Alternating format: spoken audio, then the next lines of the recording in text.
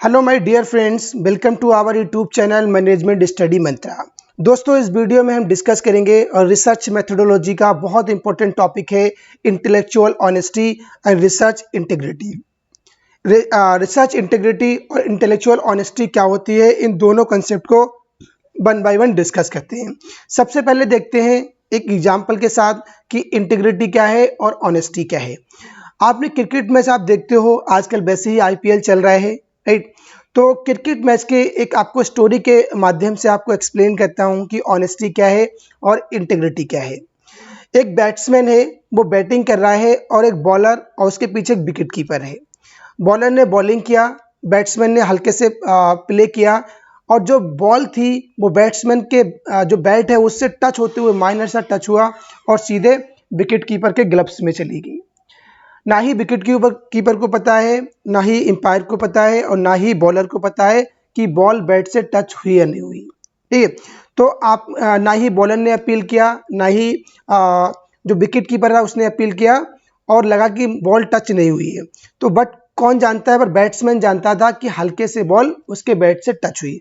इस कंडीशन में अगर बैट्समैन नहीं जाता है क्रीज छोड़ के, तो क्या है, वो उसकी ऑनेस्टी है, क्योंकि उसने कोई रूल्स को ब्रेक नहीं करा है, रूल्स के अकॉर्डिंग वो बिल्कुल सही है।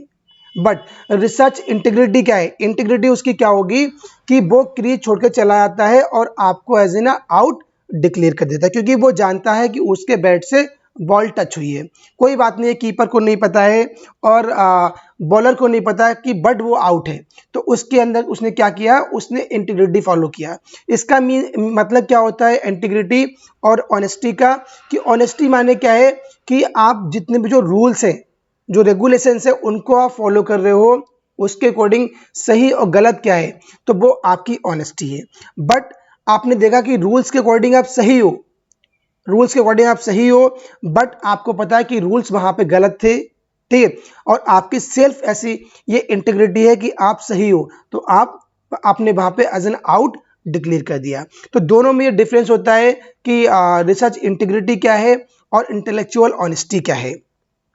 Both intellectual honesty and research integrity are foundational principle। Basically ये फाउंडेशनल प्रिंसिपल हैं इन एकेडमिया एंड साइंटिफिक इंक्वायरी। ये आप एकेडमिक्स की बात करते हो या कुछ साइंटिफिक इंक्वायरी की बात करते हो, दोनों में क्या है, एक ये फाउंडेशनल प्रिंसिपल्स हैं, intellectual honesty and research integrity. They ensure the knowledge creation and dissemination occur in a transparent, ethical and credible manner। Basically ये इंश्योर करते हैं कि जो नॉलेज है उसका जो कैसे क्रिएट हो रही है और उस नॉलेज का कैसे सर्कुलेशन हो रहा है, एक ट्रांसपेरेंट तरीके से, बहुत ट्रांसपेरेंसी और बहुत एथिकली आप उसको या क्रेडिबल मैनर्स में उस नॉलेज का कैसे क्रिएशन हो रहा है और कैसे डिस्ट्रीमिनेशन हो रहा है from one person to another person. आप देखते हैं कि इंटेलेक्चुअल ऑनेस्टी क्या है।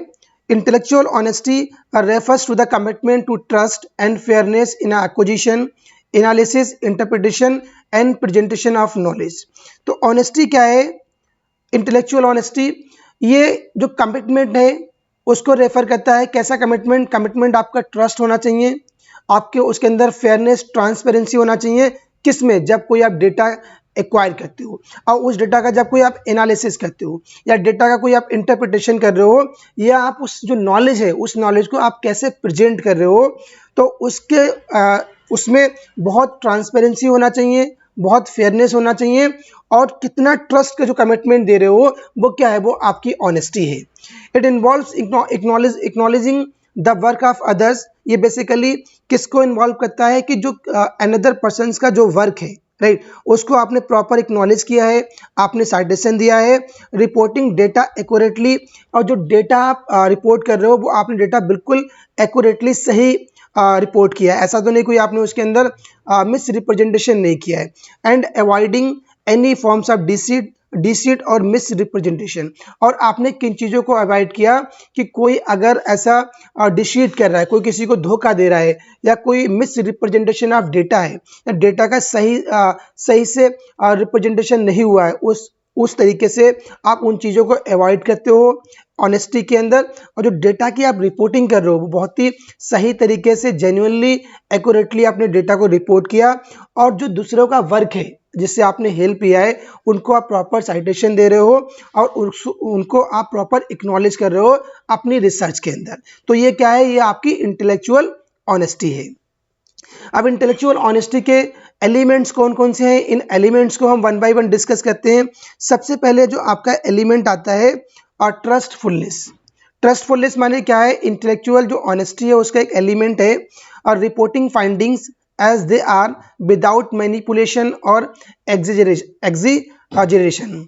क्या हुआ कि जो आप फाइंडिंग्स है उनको आप रिपोर्ट कर रहे हो, तो जैसी आपकी फाइंडिंग्स निकल के आ रही, अब लेट सपोज कोई आपने रिसर्च पेपर लिखा, आपने थीसिस लिया, ठीक है, या किसी पे आप रिसर्च कर रहे हो, उसके बारे में जो रिजल्ट्स निकल के आ रहे हैं, जो आपकी लास्ट की जो फाइंडिंग्स निकल के आ रही हैं, जो आपके कंक्लूजन निकल के आ रहे हैं, तो जो आपकी फाइंडिंग्स एक्चुअल निकल के आ रही, उन एक्चुअल फाइंडिंग्स को, उन एक्चुअल रिजल्ट्स को ही आप रिपोर्ट करोगे। कोई उसके अंदर मैनिपुलेशन नहीं होना चाहिए, उसके अंदर कोई भी ऐसा एग्जीजरेशन नहीं होना चाहिए। ऐसा नहीं कि आपका रिजल्ट निकल के कुछ और आ रहा है, पर आपने क्या करा कि अपनी अपनी जो ऑनेस्टी थी उसको ब्रेक कर दिया, और उसके अलावा आपने क्या किया, उस रिजल्ट्स को, उस फाइंडिंग्स को आपने मैनिपुलेट करके वहाँ पर प्रेजेंट कर दिया। तो इससे आपको बचना है। तो ट्रस्टफुलनेस यानी आपकी जो थीसिस है, जो आपका रिसर्च प्रोजेक्ट है, वो उसके अंदर प्रॉपर साइटेशन होना चाहिए, प्रॉपर उसके अंदर जो एक्चुअल रिपोर्टिंग है उसको आपको रिपोर्ट करना है। फिर सेकंड जो हमारा एलिमेंट आता है, एक्नॉलेजमेंट ऑफ रिसोर्सेज। अब जो आपने रिसोर्सेज यूज करे हैं अपने रिसर्च प्रोजेक्ट के लिए, उनको प्रॉपर आपको एक्नॉलेज करना है, उनको आपको प्रॉपर साइटेशन देना है, properly citing the ideas, contribution, research of others. आपको क्या करना है, जो दूसरों का आपने दूसरों का जो कंट्रीब्यूशन है आपकी रिसर्च में, उनके जो आइडियाज़ हैं, उनके जो थॉट्स थे, जो उनका वर्क था, उसको आपको प्रॉपरली साइट करना है, उनको प्रॉपरली एक्नॉलेज करना है कि ये जो आइडिया था, इनका जो कंट्रीब्यूशन था, इन्होंने आपकी ये हेल्प किया। तो अपनी रिसर्च प्रोजेक्ट में आपको प्रॉपर उनको एक्नॉलेज करना है, उनका नाम मेंशन करना है, जो आपका एक तरीका है एक्नॉलेज करने का, जो उसके अकॉर्डिंग आपको उनको प्रॉपर साइट करना है। Avoiding plagiarism and giving due credit. आपको किससे बचना है, जो प्लेजरिज्म है उससे आपको बचना है, और उनको प्रॉपर एक क्रेडिट देना है। ऐसा नहीं कि आपने उनके आइडियाज़ को, उनके थॉट्स को, उनके कंट्रीब्यूशन को आपने यूज़ कर लिया अपने रिसर्च पेपर में, बट आपने उनको एक प्रॉपर क्रेडिट नहीं दिया, आपने उनको एक्नॉलेज नहीं किया, प्रॉपर साइटेशन नहीं दिया। तो ये क्या हो गया, ये आपका प्लेजरिज्म हो गया। तो इन प्लेजरिज्म से आपको अवॉइड करना है और प्रॉपर उनको आपको साइट करना है। थर्ड जो हमारा एलिमेंट आएगा इसमें, ओपन माइंडेडनेस। ओपन माइंडेडनेस क्या होता है, being willing to consider evidence और perspectives that challenge preconceived notions. कि आपको क्या करना है, जो आप रिसर्च कर रहे हो तो उसमें प्रॉपर आप ओपन माइंडेड होना चाहिए। कोई भी चीज़, कोई भी जो एविडेंस है, जो पर्सपेक्टिव है, उनको क्या करना है, आपको बहुत ही ओपनली उनको नोटिस करना है, उन चैलेंज को आपको एक्सेप्ट करना है, बिलिंगली, बहुत ही बिलिंग, आपकी इच्छा के अकॉर्डिंग आपको उनको एक्सेप्ट करना है। फिर हमारा फोर्थ आएगा ऑब्जेक्टिविटी। ऑब्जेक्टिविटी क्या है, अवॉइडिंग पर्सनल बाइसेस और external pressures that could distort research findings. जो आपकी ऑब्जेक्टिविटी है तो उसमें कैसे निकल के आपकी आएगी, जो इंटेलेक्चुअल ऑनेस्टी है, कि जो पर्सनल बाइसेस है, ठीक है, या जो आपका बाहर से कोई प्रेशर आप पे क्रिएट हो रहा है, उसको आपको अवॉइड करना है। अवॉइड कैसे करना है, कोई बाहर से आपको बोल रहा कि आपको अपने उसके रिसर्च प्रोजेक्ट में आपको ये करना, आप पे किसी अनदर पर्सन का प्रेशर है, तो उसको आपको अवॉइड करना है। या जो आपकी पर्सनल बाइसनेस है, उस पर्सनल बाइसनेस को भी आपको अवॉइड करना है। उससे क्या होता है कि जो आपकी रिसर्च फाइंडिंग्स है वो कहीं न कहीं उन पर एक नेगेटिव इम्पैक्ट पड़ता है, और आपकी जो इंटेलेक्चुअल ऑनेस्टी है वो आपकी ब्रेक हो जाती है। तो आपको जो पर्सनल बाइसनेस है, या किसी बाहर से प्रेशर आ रहा है जिस वजह से आपकी जो फाइंडिंग्स हैं वो डिस्टर्ब हो रही हैं, फाइंडिंग्स आपकी गलत तरीके से प्रेजेंट हो रही हैं, ऐसी चीज़ों के आपको अवॉइड करना है। उसके अंदर आपको ऑब्जेक्टिविटी लेके आनी है। फिर हमारा लास्ट पॉइंट आएगा रिस्पेक्ट फॉर नॉलेज। आपको जो नॉलेज है दूसरों की उनको आपको प्रॉपर क्या करना है, रिस्पेक्ट देना है। Engaging in rigorous analysis and avoiding shortcuts और सुपरफिशियल वर्क। आपको क्या करना है, अच्छे तरीके से आपको जो एनालिसिस है उसको आपको इंगेज करना है, और जितने भी जो शॉर्टकट्स है या जो सुपरफिशियल वर्क है उसको आपको अवॉइड करना है। तो दूसरों की जो नॉलेज है उसको आपको अच्छे से रिस्पेक्ट देना है। किसी का आपने आइडिया लिया, किसी का आपने जो कंट्रीब्यूशन है उससे आपने हेल्प लिया, तो उनकी जो आइडिया है, जो उनकी नॉलेज है, उनको आपको अच्छे से एनालिसिस करना है। और जितनी भी जो शॉर्टकट्स आ रहे हैं और जो सुपरफिशियल वर्क है उसको आपको अवॉइड करना है। उनकी नॉलेज को आपको अच्छे से रिस्पेक्ट करना है जो आपकी रिसर्च के अंदर हेल्प कर रहे हैं। तो ये बेसिकली कॉन्सेप्ट था इंटेलेक्चुअल ऑनेस्टी का, और उसके जो एलिमेंट्स है उनको हमने डिस्कस किया। अब टॉपिक आता है रिसर्च इंटीग्रिटी क्या है। रिसर्च इंटीग्रिटी ऑलरेडी मैंने कॉन्सेप्ट क्लियर किया है।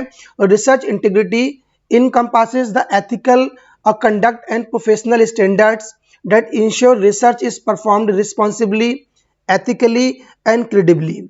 It promotes trustworthiness and accountability in the research process. तो रिसर्च इंटीग्रिटी क्या है, किस चीज़ को बढ़ाती है कि जहाँ पे आप जो अपने एथिकल कंडक्ट आप फॉलो कर रहे हो और जो प्रोफेशनल स्टैंडर्ड्स हैं उनको आप फॉलो कर रहे हो। जब किसी भी रिसर्च के अंदर आप क्या करते हो, जो एथिकल कंडक्ट है, जो एथिकल रूल्स है या जो प्रोफेशनल रूल्स है उनको अगर आप फॉलो कर रहे हो, उनको आप बढ़ा रहे हो, तो उससे क्या होता है कि जो आपकी रिसर्च है वो एक रिस्पॉन्सिबल रिसर्च होती है, उसके अंदर एथिकली वो अच्छी हो जाती है और उस रिसर्च की क्रेडिबिलिटी बढ़ जाती है। तो आपको ये इंश्योर करना है जो आपकी इंटीग्रिटी है कि जो प्रोफेशनल स्टैंडर्ड्स हैं, जो प्रोफेशनल क्राइटेरिया है रिसर्च करने के, या जो एथिकल रूल्स एंड रेगुलेशंस हैं उनको आपको फॉलो करना है, उनको आपको बढ़ाना है। तो ये आपकी रिसर्च इंटीग्रिटी है।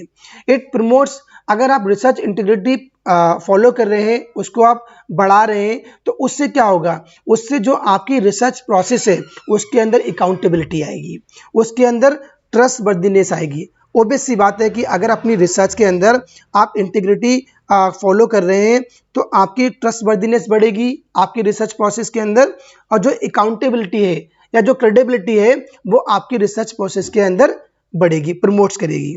अब रिसर्च इंटीग्रिटी के बेसिकली प्रिंसिपल क्या हैं, उनके एलिमेंट्स क्या हैं, इनको डिस्कस करते हैं। सबसे पहले जो एलिमेंट आता है दोस्तों वो आता है ऑनेस्टी। ऑनेस्टी क्या है, trustfully reporting all aspect of a research. Research के जितने भी एस्पेक्ट्स हैं उनको आपको बहुत ट्रस्टफुली तरीके से, बहुत ही ऑनेस्टली, बहुत ही एक्यूरेटली आपको रिपोर्ट करना है। चाहे वो आपके मेथड्स हो गए, चाहे आपके रिजल्ट्स हो गए, ये आपके जो इंटरप्रिटेशन आ रहा है। मीन्स क्या होता है कि ऑनेस्टी, जो आपके रिजल्ट्स निकल के आ रहे हैं आपके रिसर्च प्रोजेक्ट में, या जो आपने कौन से मेथड्स यूज़ करे हैं उसके बारे में, या आपका सैम्पलिंग साइज क्या था, आपने सैम्पलिंग टेक्निक्स क्या थी, या जो आपने डेटा एनालिसिस किया उस डेटा का लास्ट में इंटरप्रिटेशन क्या निकल के आ रहा है, जो आपका निकल के आ रहा है उस जेन्युइनली या ट्रस्टफुली तरीके से सारे एस्पेक्ट ऑफ द रिसर्च आपको रिपोर्ट करने हैं। तो ये आपकी ऑनेस्टी है। सेकेंड क्या आएगा, अकाउंटेबिलिटी। अकाउंटेबिलिटी क्या है, taking responsibility of all actions and decision during the research process. अब रिसर्च प्रोसेस के दौरान जितने भी आप डिसीजंस ले रहे हो, जितने भी आपने एक्शंस लिए हैं, उनके लिए फुली रिस्पॉन्सिबल आप हो, तो आपको उनकी रिस्पॉन्सिबिलिटी लेनी है। ऐसे नहीं है कि अगर कोई आपका रिजल्ट से आउटकम खराब आ गए, डिसीजन आपने लिया था, सारे एक्शंस आपके थे during the entire research process के अंदर, बट ब्लेम क्या कर रहे हो, बट ब्लेम आप अनदर पर्सन बोल रहे हो, तो ऐसा नहीं है। तो आपकी इंटीग्रिटी कहती है कि अगर सारे डिसीजंस आपके थे, सारे एक्शंस आपके थे during the entire research process, तो इसकी अकाउंटेबिलिटी, इसकी रिस्पॉन्सिबिलिटी भी आपको ही लेनी पड़ेगी। थर्ड पॉइंट क्या कहता है, transparency. Transparency means providing clear documentation of research procedure, data and finding sources funding sources, आपको क्या करना है ट्रांसपेरेंसी में कि जो क्लियर आप डॉक्यूमेंटेशन करोगे रिसर्च प्रोसीजर के रिगार्डिंग, चाहे डेटा के रिगार्डिंग, या फंडिंग क्या आ रही है, फंडिंग के सोर्सेज क्या हैं, कहाँ से आपने सोर्सेज को कलेक्ट किया, फंडिंग क्या थे आपके पास, या फाइंडिंग्स क्या निकल के आ रही हैं, या जो डेटा आपके पास है या जो रिसर्च का प्रोसीजर है उसको बहुत क्लियर तरीके से आप डॉक्यूमेंटेशन उसका बनाओगे, तो आपको उसके अंदर प्रॉपर ट्रांसपेरेंसी, प्रॉपर फेयरनेस होना चाहिए। फोर्थ पॉइंट कहता है reproducibility, ensuring that research method and findings are accessible and replicable. जो आपको ये इंश्योर करना है कि जो आपके रिसर्च मेथड है या जो आपकी फाइंडिंग्स निकल के आ रही है, लेट सपोज आपके जो रिजल्ट्स निकल के आ रहे हैं, जो आपका रिसर्च प्रोजेक्ट में जो आपके आउटकम्स निकल के आ रहे हैं, या कौन से आपने रिसर्च मेथड यूज करे हैं ड्यूरिंग योर रिसर्च, आपको ये इंश्योर करना है कि वो सारे मेथड, सारी फाइंडिंग्स, सारे रिजल्ट्स कैसे होना चाहिए, एक्सेसिबल इन नेचर या रेप्लिकेबल इन नेचर होना चाहिए। यानी रेप्लिकेबल मीन्स क्या है कि अनदर पर्सन उनको रेप्लिकेट कर सकता है, उनको कंटिन्यू फॉलो कर सकता है, और हर एक पर्सन आपके रिजल्ट्स को, आपके रिसर्च मेथड को अच्छे से फाइंड आउट कर सकता है, अच्छे से उनको एक्सेस कर सकता है। तो रिप्रोड्यूसिबिलिटी भी बहुत इंपॉर्टेंट एलिमेंट है आपका रिसर्च इंटीग्रिटी का। फोर्थ पॉइंट हमारा इसमें आता है, fifth point sorry, ethical treatment of subject. अब जितने भी जो सब्जेक्ट हैं उनको आपको एथिकली ट्रीटमेंट देना है, रिस्पेक्टिंग द राइट्स, आपको राइट के रिगार्डिंग रिस्पेक्ट देना है, प्राइवेसी हो गया, और dignity of participants human and animals, चाहे वो ह्यूमंस हो गए या एनिमल्स हो गए, उनकी जो पार्टिसिपेंट हैं उन सारे पार्टिसिपेंट्स की जो डिग्निटी है, जो प्राइवेसी है, जो उनके राइट्स हैं, उनको सारा आपको रिस्पेक्ट देना है, चाहे वो ह्यूमंस हो सकते हैं या जो एनिमल्स हैं। आप किसी भी ह्यूमंस की जो डिग्निटी है या जो उसकी प्राइवेसी है, जो उसके राइट्स हैं, उनको आपको अच्छे से एथिकल और ट्रीटमेंट देना है। फिर हमारा नेक्स्ट पॉइंट आता है फेयर कोलैबोरेशन। फेयर कोलैबोरेशन क्या होता है, ensuring equitable credit and contribution in collaborative projects. अब आपको क्या करना है, बहुत फेयर तरीके से आपको ये इंश्योर करना है कि इक्विटेबल क्रेडिट और कंट्रीब्यूशन इन कोलैबोरेटिव प्रोजेक्ट्स, पूरे प्रोजेक्ट में आपको कोलैबोरेटिव तरीके से सारा कंट्रीब्यूशन या क्रेडिट हो गए, उनको आपको इक्विटेबल प्रॉपर तरीके से, ट्रांसपेरेंसी तरीके से आपको उनको फेयर तरीके से उनका कोलैबोरेशन करना है। तो बेसिकली ये प्रिंसिपल ऑफ रिसर्च इंटीग्रिटी हो गए। फर्दर देखते हैं इसमें और क्या डिस्कस कर सकते हैं। या एक आता है टॉपिक, इसमें topic violations of intellectual honesty and research integrity. जो रिसर्च इंटीग्रिटी है या इंटेलेक्चुअल ऑनेस्टी है, उसके वायलेशंस क्या है। सबसे पहले उसके जो वायलेशंस है वो प्लेजरिज्म है। ऑलरेडी हमने डिस्कस किया प्लेजरिज्म क्या है, यूजिंग समवन एल्स वर्क्स और आइडियाज विदाउट प्रॉपर एक्नॉलेजमेंट या साइटेशन। प्लेजरिज्म क्या होती है, आप किसी अनदर पर्सन का जो वर्क है या जो उनके आइडिया हैं, जो उनके थॉट्स हैं, उनके थॉट्स हैं, उनके आइडियाज़ आपने अपनी रिसर्च प्रोजेक्ट के अंदर यूज़ करे, बट आपने उनको कोई क्रेडिट नहीं दिया, आपने प्रॉपर कोई साइटेशन नहीं किया, और ना ही आपने उनको एक्नॉलेज किया। तो ये क्या हुआ, ये एक प्लेजरिज्म हो गया। यानी आपने उनके लिटरेचर को, उनके वर्क को तो आपने यूज़ करा है, पर आपने उन्हें कोई भी प्रॉपर साइटेशन नहीं करा है। फैब्रिकेशन क्या होता है, फैब्रिकेशन क्या है, मेकिंग अप डेटा और रिजल्ट्स। फैब्रिकेशन माने होता है बनाना, कि आपने पूरे जो रिजल्ट्स थे, जो डेटा था, वो आपने सारा डेटा बना लिया, सारे रिजल्ट्स बना लिए, आपके पास कुछ रिजल्ट निकल के ही नहीं आ रहे थे, आपने पूरी तरीके से डेटा, एक आपने गलत तरीके से पूरे रिजल्ट्स बना लिए, पूरे आउटकम या डेटा आपने गलत तरीके से बना लिया, पूरा फैब्रिकेशन कर लिया। ये भी आपका एक वायलेशन प्रोसेस है जो आपकी इंटेलेक्चुअल ऑनेस्टी या रिसर्च इंटीग्रिटी को वायलेट करता है। थर्ड हमारा आता है फाल्सिफिकेशन। फाल्सिफिकेशन क्या होता है, मैनिपुलेटिंग रिसर्च प्रोसेसेस और data to produce a desired outcome. Falsification क्या होता है कि आप चाहते हो कि जो रिजल्ट्स हैं या जो आउटकम है वो आपकी इच्छा के अकॉर्डिंग प्रोड्यूस हो, ठीक, उसके अकॉर्डिंग आपने डेटा के अंदर जो प्रोसेस है, रिसर्च प्रोसेस, उसके अंदर आपने मैनिपुलेशन कर दिया। मैनिपुलेशन कैसे कर दिया, आपको लगा कि आपका रिजल्ट ये आ रहा है, आपके अकॉर्डिंग रिजल्ट सही नहीं आ रहा है, बट आप उसको रिजल्ट्स को सही करने के लिए आपने क्या किया, डेटा के अंदर जो आपकी रिसर्च प्रोसेस है उसके अंदर आपने मैनिपुलेशन कर दिया। तो जहाँ पे जो मैनिपुलेशन वर्ड होता है डेटा के रिगार्डिंग, रिसर्च प्रोसेस के रिगार्डिंग और अपनी इच्छा के अकॉर्डिंग आप रिजल्ट्स देना चाह रहे हैं या आउटकम, तो वहाँ पे आप फाल्सिफिकेशन कर रहे हैं। तो तीनों टर्म बहुत इंपॉर्टेंट है, प्लेजरिज्म, फैब्रिकेशन एंड फाल्सिफिकेशन। फोर्थ हमारा आता है घोस्ट ऑथरशिप। घोस्ट ऑथरशिप क्या होती है, allowing someone to take credit for work they didn't perform और excluding rightful contribution. Ghost authorship means क्या होता है कि आपने ऐसे पर्सन को आपने अलाउ कर दिया, ऐसे पर्सन को आपने क्रेडिट दे दिया, ठीक, जिसने कोई कंट्रीब्यूशन नहीं किया, जिसका कोई रोल नहीं था पूरी इंटायर द रिसर्च प्रोसेस, ठीक है। तो वो क्या हुआ, एक आपने घोस्ट ऑथर से बना दिया, एक आपने नाम के लिए उनको एक ऑथर बना दिया, ऑथरशिप दे दी, पर उनका एक्चुअल में उस पूरे रिसर्च प्रोजेक्ट के अंदर कोई भी कंट्रीब्यूशन नहीं था, उन्होंने कुछ भी परफॉर्मेंस नहीं दिया, कुछ भी उनका उन्होंने काम नहीं किया। बट आपने क्या किया, आपने उनको as an honour, as an आपने उनको जो क्रेडिट था, साइटेशंस थे, उनको आपने दे दिया। तो वो क्या हुआ, एक घोस्ट ऑनरशिप हो गई। उसमें क्या होता है कि आपने लेट सपोज घोस्ट ऑनरशिप कैसे बताओगे आप, कि कोई भी आपने रिसर्च प्रोजेक्ट कंप्लीट किया, उसमें उस पर्सन का अनदर पर्सन का कोई कंट्रीब्यूशन नहीं है, कोई उसने परफॉर्म नहीं किया, कुछ भी उसने वर्क नहीं किया, फिर भी आपने क्या किया, एज एन ऑथर आपने उसको मेंशन कर दिया, एज एन ऑथर आपने उसको क्रेडिट दे दिया। तो ये क्या हुआ, ये आपकी घोस्ट ऑथरशिप है। तो इससे आपको बचना है, क्योंकि इंटेलेक्चुअल जो ऑनेस्टी है, रिसर्च इंटीग्रिटी है, वो इसको वायलेट करती है। फिर हमारा फोर्थ पॉइंट आता है conflicts of interest. Conflict of interest क्या होते हैं, failing to disclose financial, personal और professional interest that could bias research outcome.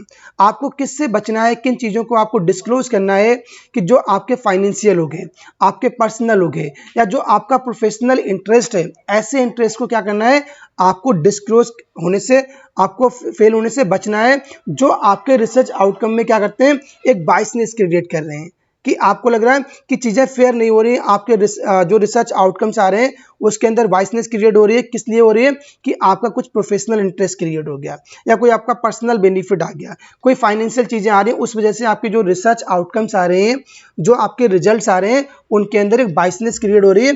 तो इनको भी आपको, इनसे दूर रहना है, इनका वायलेशन करना है। अब आता है लास्ट टॉपिक इसका, इंटेलेक्चुअल ऑनेस्टी और रिसर्च इंटीग्रिटी के इंपॉर्टेंस क्या है, इनके इंपॉर्टेंस, इनके सिग्निफिकेंस क्या है।